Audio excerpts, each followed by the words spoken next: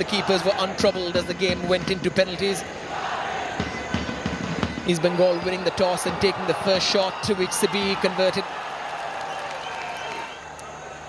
And then Borja, who hit the bar on what was supposed to be his night of hat-trick.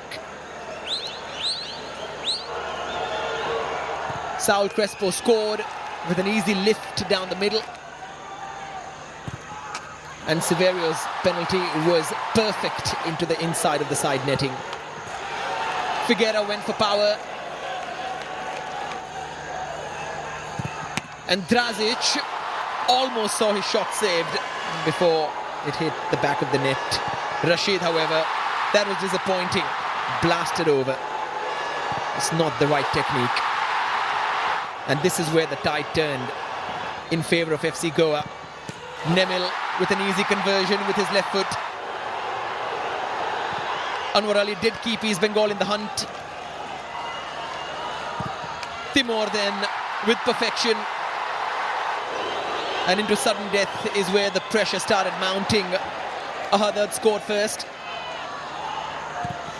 Followed up by Udanta. Prabsukhan got his fingertips on that though. PV Vishnu then blasting it over, which meant that Sahil Tabora could be the man rising up to the occasion again as FC Goa defended their Super Cup title with aplomb. 2 titles in a row is the first time it's been defended. 3 Super Cups in a row for Borja, and Manolo Marquez will take the Gores to Asia once again. FC Goa are your champions of the Super Cup 25-26. Welcome to another Round of the Roots, powered by our friends at NoFo Brewing. John Nelson here with you. Time to take the tour and let you know what's going on around the planet. 30 minutes or less. That's the guarantee. Courtesy of our friends at FC Goa, might be the last professional activity in the sport of soccer in the country of India for quite some time. And that was the AIFF Super Cup highlights, where FC Goa wins 6-5 in the shootout over Bengal City. And the reason that we say that that might be the last activity of professional levels in the India soccer pyramid is because of an ongoing legal battle, for lack of a better phrase. And you have at the moment a league that is dormant, and they're trying to find out how they can get everything back up and running with the Indian Super League and the several levels that are beneath it, and trying to find out when they can actually get things moving and underway. Earlier this week, the All India Football Federation, the AIFF, and that was the parent of the Super Cup that you just heard with the highlights, met with all Indian Super League clubs, trying to find a solution, hosting the league, laying out a long-term plan for the future of the league. According to the new plan, the ISL will be owned and operated by the AIFF in accordance with the new constitution for the next 20 seasons. According to our friends at thehindu.com and Hindustar News. The AIFF, and this is according to M. Satyanarayan, the Deputy Secretary General of the AIFF, in a conversation they had with Sportstar. The AIFF has put this proposal to the ISL clubs. 2 guiding principles have been to ensure the league starts as soon as possible, to ensure that we are in line with the recently adopted Constitution as directed by the Supreme Court. The new league cycle from 26-27 will run from June 1st to May 31st every year and have promotion and relegation abiding by the regulations of the Asian Football Confederation.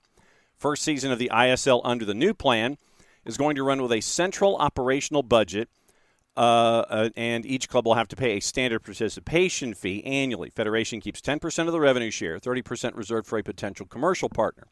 Commercial partner is going to have to pay in to acquire 4% of the stake in the revenue pool, in addition to its allotted 26% as a part of the league membership contribution.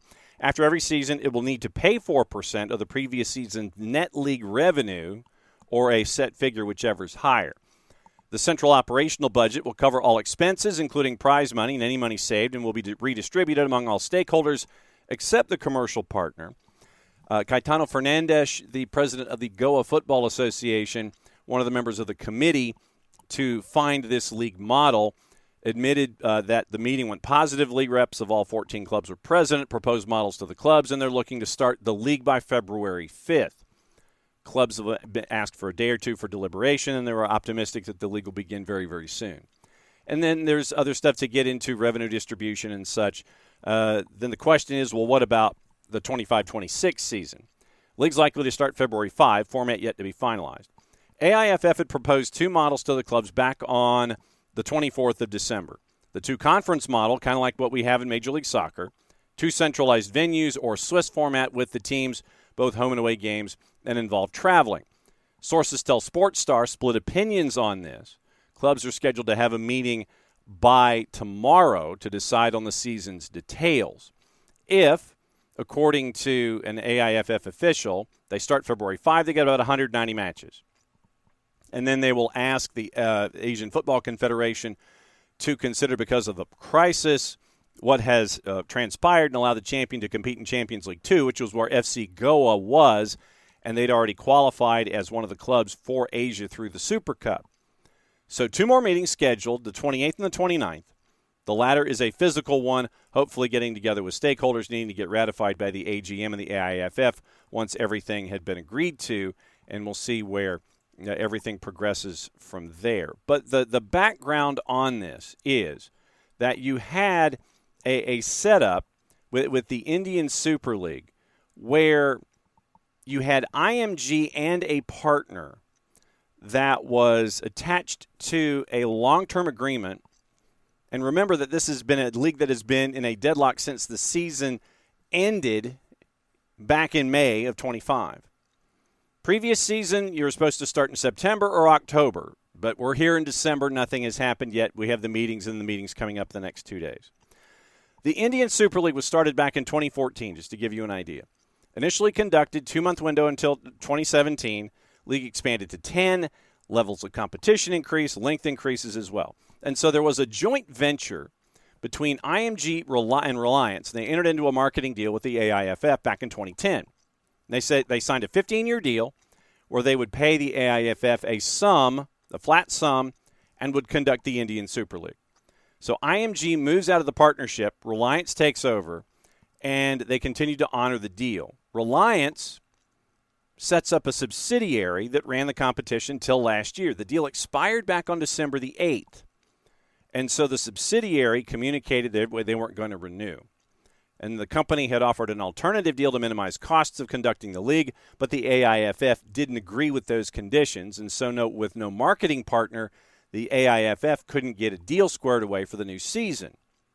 So that meant that all I-League 3, I-League 2, I-League, and Super League clubs, all stakeholders, nothing was happening.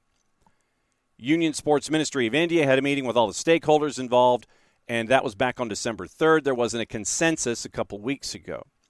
And so you had at that point the ISL taking teams and proposing to pay a flat fee in exchange for the rights to operate, manage, and commercially. And the wording here, I think, is different in its connotation in India as it is here in the States.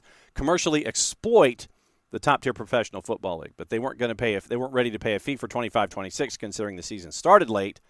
And starting with the 26-27 would be when you would have the opportunity to dive in. Everybody was cool with the proposal except for East Bengal, the team that lost to FC Goa in the AIFF Super Cup. But the clubs have said that they would agree to start within 45 days when everything is signed on the contract, your I's are dotted and your T's are crossed. So that was where we are coming into the Indian Super League season, the ISL season. So keep an eye on the ISL, and if you're going to get any kind of a solution involving when they start their league for 26, who's in charge of marketing, and what's going to happen going forward. So you have one of the largest nations in the world struggling right now to piece together a professional pyramid, and we'll keep an eye on that as we go. That's stop number one. We're going to go to France this time around. We're going to go to find out what's going on with Stavanger and Viking FK. We're going to go to Turkey. And we are also going to go to Costa Rica before we are done. We'll also check in on life in Serbia as well before we get out of here this go-around. We're going to start off with a lot of action going on in the Coupe de France. They just had their round of 32s, and we'll take a peek at what happened here. There were a couple of upsets that were fairly seismic when it came to life on the 19th, the 20th, and the 21st. And so now we are into the round of 32. So we'll take you from the absolute beginning back on the 19th. Le Mans, big winner over Perigny 2-1. Angers at plus 264 on the 90-minute draw.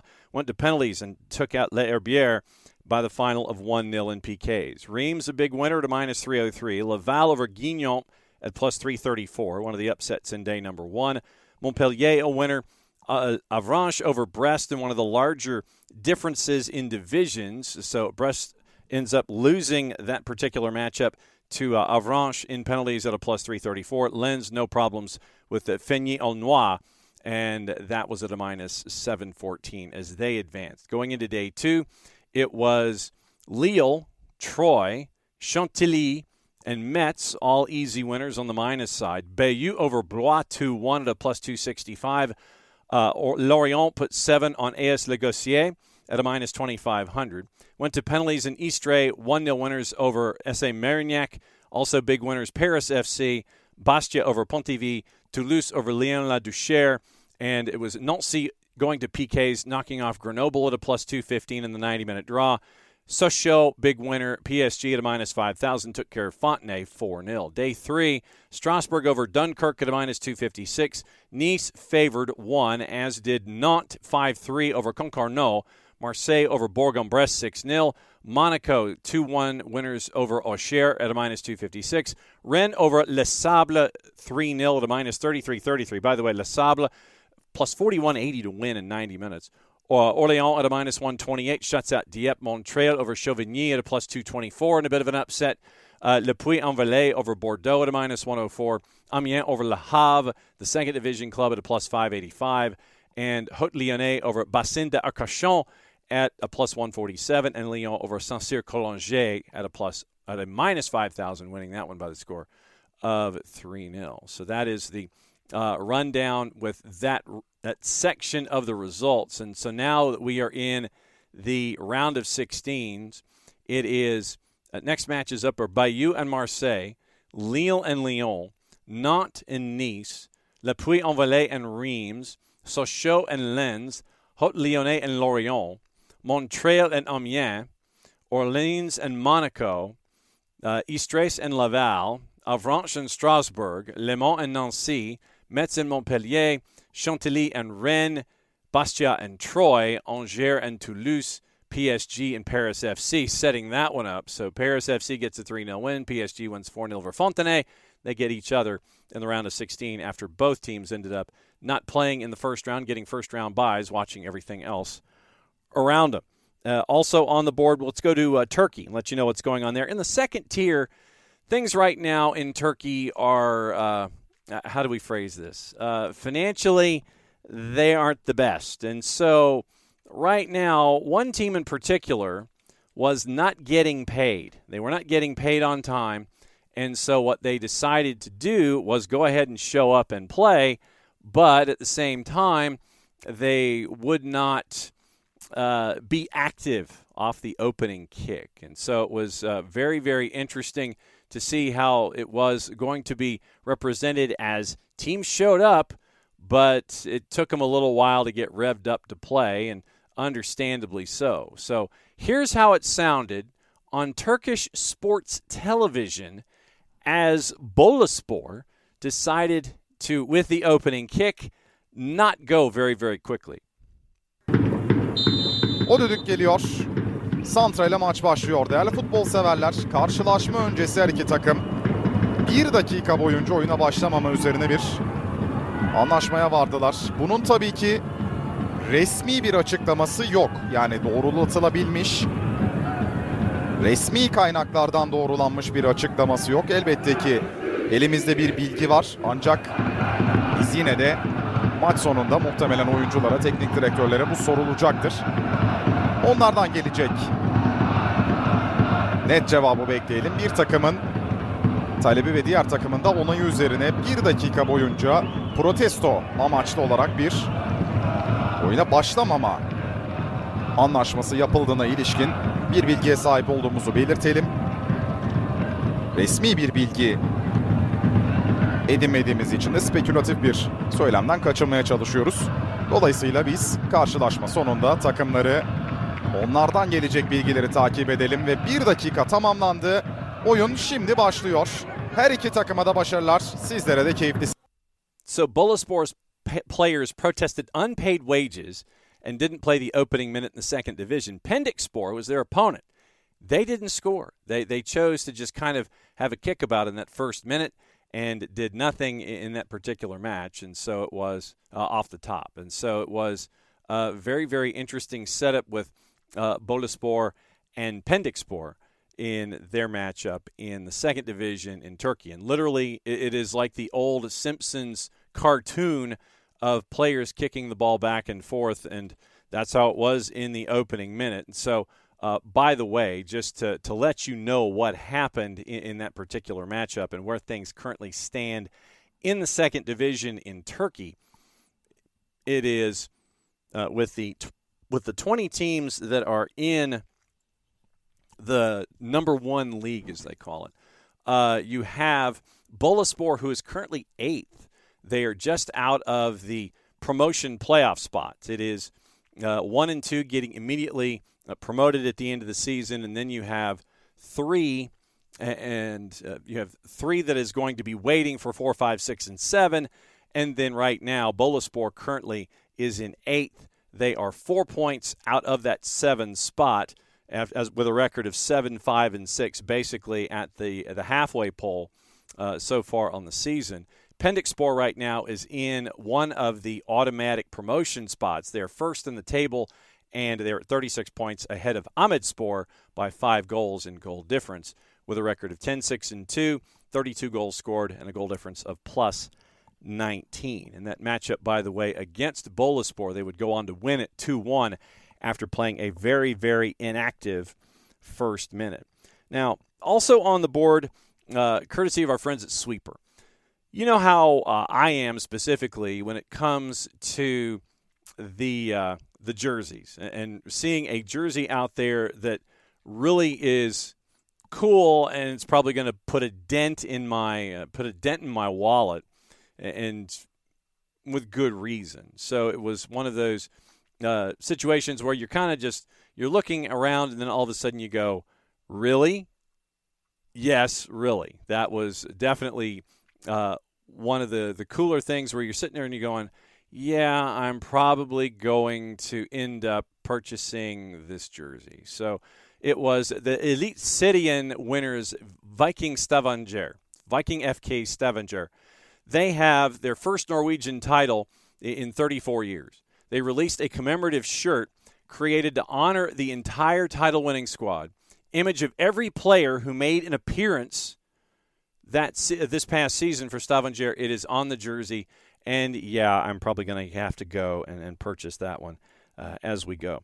Now to Costa Rica. It was the end of the Apertura, and here was how the procession sounded on FUTV and what it was like to see the end of the Apertura come to its natural conclusion here in the opening round of the Costa Rican League, and it was a matchup between Alajuelense and Saprissa at the Alejandro Morera Soto Estadio Alejandro Morera Soto, and that was this past weekend, the Final Vuelta. It was a 7:00 kick. Here was the procession and how it sounded, and yeah, on FUTV, you're going to hear fireworks. Bueno, aquí tenemos ya el espectáculo en el estadio. Impresionante, un espectacular ambiente para recibir a los dos equipos en este juego final de la segunda fase. El partido de vuelta después del empate a 2 allá en el estadio Ricardo Saprissa. Bueno, espectacular cómo brincan también los aficionados de la Liga Deportiva Alajuelense, su gran mayoría acá en este escenario deportivo que está totalmente lleno. y que vive intensamente este clásico nacional que podría definir este Apertura 2025. Este es el ambiente espectacular en el Morera Soto con el tipo, bueno, con las sorpresas que tenía también la afición de la liga para recibir al cuadro rojinegro y también al Deportivo Saprissa para este juego. Ya repasaremos también el cuarteto arbitral, quien es el referee para el partido. Antes se harán aquí los saludos desde otro ángulo también ese tifo que se ha desplegado en la gradería con el corazón de Alejandro Morera Soto. Y los aficionados están esperando el arranque de este juego, este partido que es trascendental para este torneo Apertura 2025. Aquí se planta en el medio campo Ronald Capnia. De sector para Celso Borges. Borges controla. Cruza el medio. Está en territorio del Deportivo Saprissa. Continúa Celso. Al centro la dio para Lucumí. Lucumí con Celso. De nuevo en el ataque la Liga Deportiva Alajuelense. Celso Borges. La apertura es para Kenyon Mitchell. Mitchell que se devuelve. Tiene que aparecer Guillermo Villalobos ahora para Parkins. De inmediato la salida será para Gamboa. Gamboa en la apertura. Matarrita en el centro. Ronaldo.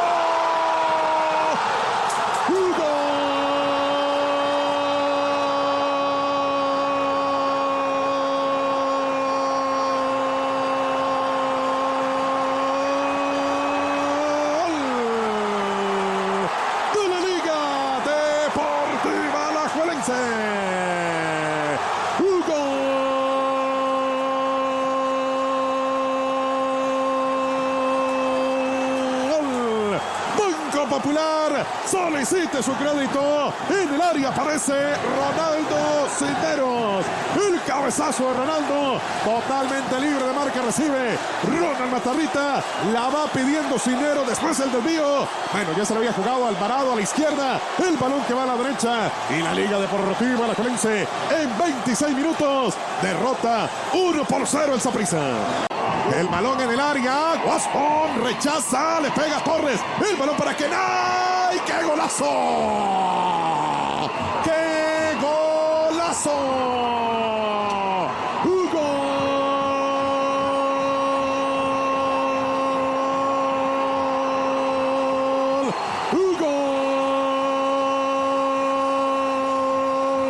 Golazo del Deportivo Saprissa.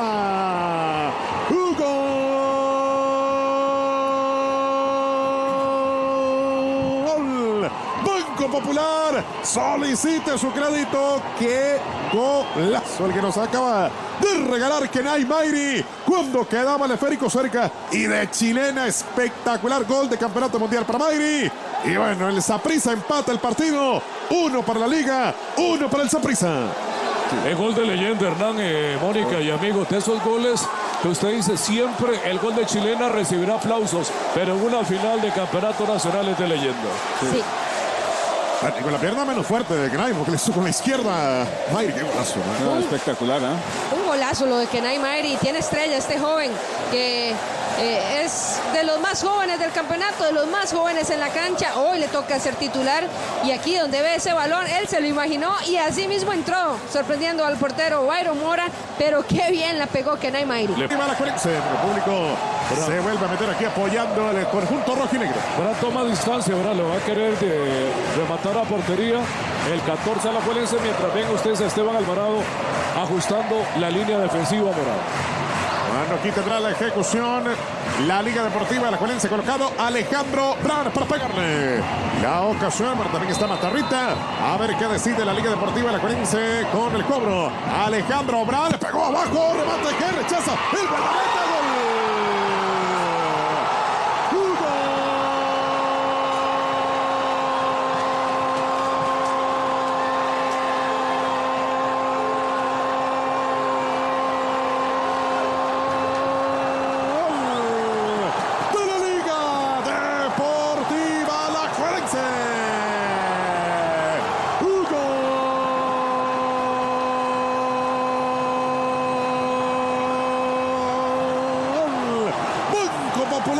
Solicite su crédito, remate abajo. Bueno, la barrera que salta, pasó la pelota, el disparo de Alejandro Bran y después Alvarado con un rechazo muy lejano que le queda a Fernando Piñar, el hombre que anota para la Liga y que la ventaja del equipo liguista. 2-1 en esta final. Motarrita que llega rasante con este servicio. El desvío apenas para Rolando Cineros. Anthony Hernández le pega.